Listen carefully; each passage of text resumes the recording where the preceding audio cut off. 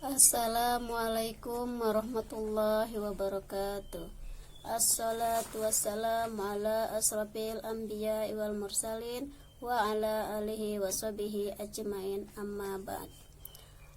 Anak-anakku yang dirahmati oleh Allah Subhanahu wa ta'ala, puji syukur kita panjatkan yang telah memberikan kesehatan dan kesempatan sehingga hari ini anak-anak masih bisa mengikuti pesantren kilat.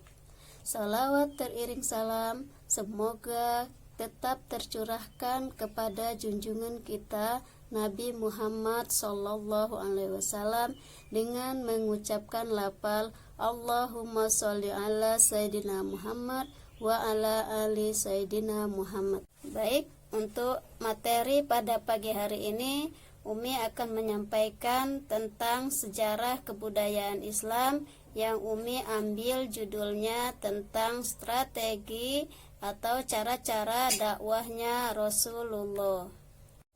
Di Makkah, dakwah Rasulullah lebih mengutamakan penanaman akidah atau keyakinan, karena Rasulullah memulainya dari awal atau dari nol.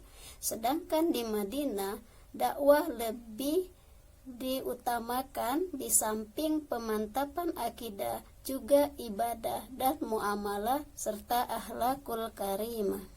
Muhammad yang diangkat oleh Allah sebagai nabi sekaligus sebagai Rasulullah bertanggung jawab menyampaikan wahyu dan ajaran ke seluruh umat manusia. Beliau diangkat sebagai Rasulullah bukanlah secara tiba-tiba, melainkan secara langsung yang telah disiapkan oleh Allah sejak berusia 4 tahun.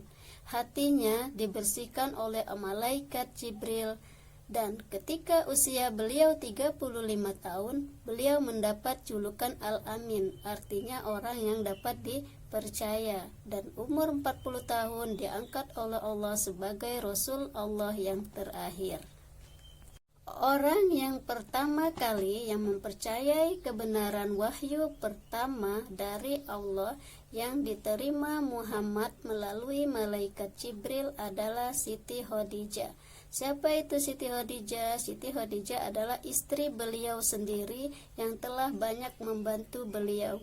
Dari awal perjuangan beliau memberikan dakwah kepada umatnya di Makkah, dan selanjutnya diikuti oleh para sahabat seperti Abu Bakar As-Siddiq dan Sayyidina Ali, kemudian yang lainnya.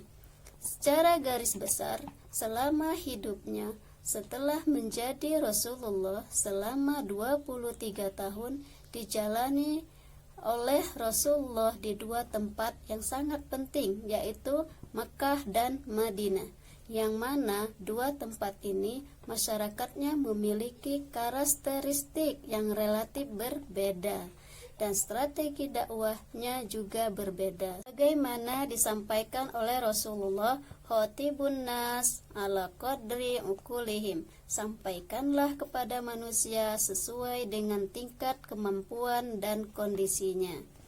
Di Makkah, strategi dakwah yang dilakukan beliau tidak bisa lepas dari kondisi real yang diwarnai dengan kejahiliahan. Apa itu kejahiliahan? Kejahiliahan adalah zaman kebodohan dan didominasi oleh kaum Quraisy, dan tantangan yang berat serta sangat menyakitkan.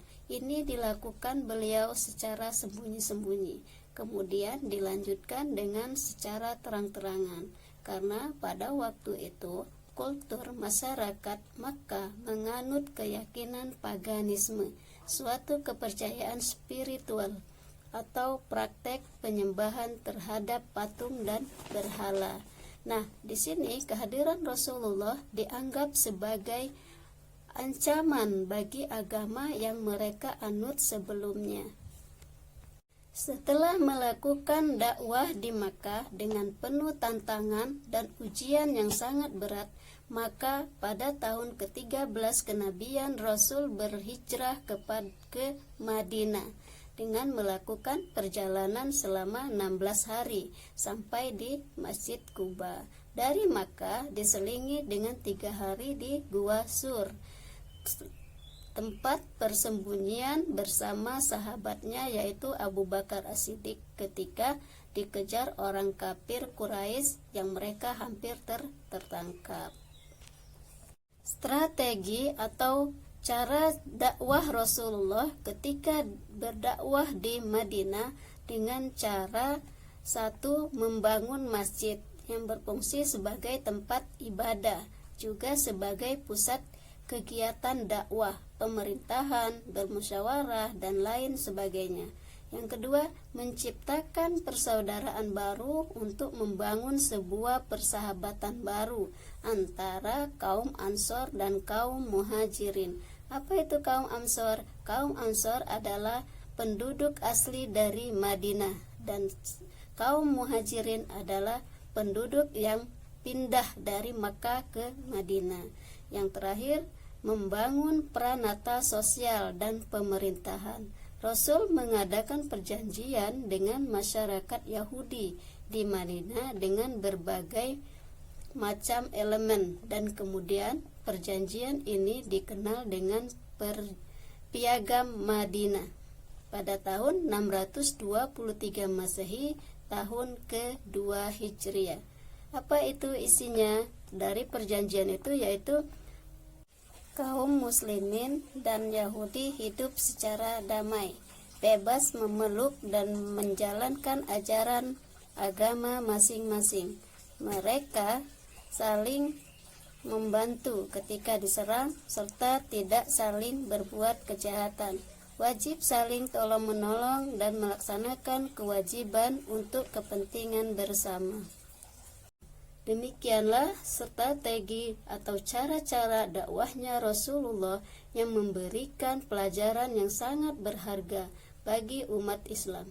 Penentu strategi sangat tergantung pada variabel materi apa yang relevan, media apa yang tepat, dan strategi apa yang dapat dipilih.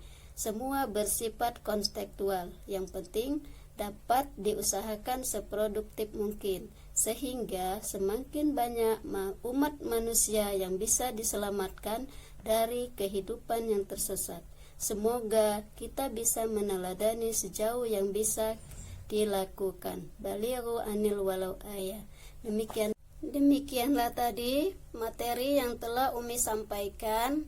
Tugas anak-anak adalah mencatat dan merangkum apa yang telah Umi sampaikan pada pagi hari ini. Semoga bermanfaat bagi anak-anak sekalian. Apabila ada kesalahan, itu datangnya dari Umi sendiri, dan kesempurnaan itu hanya milik Allah.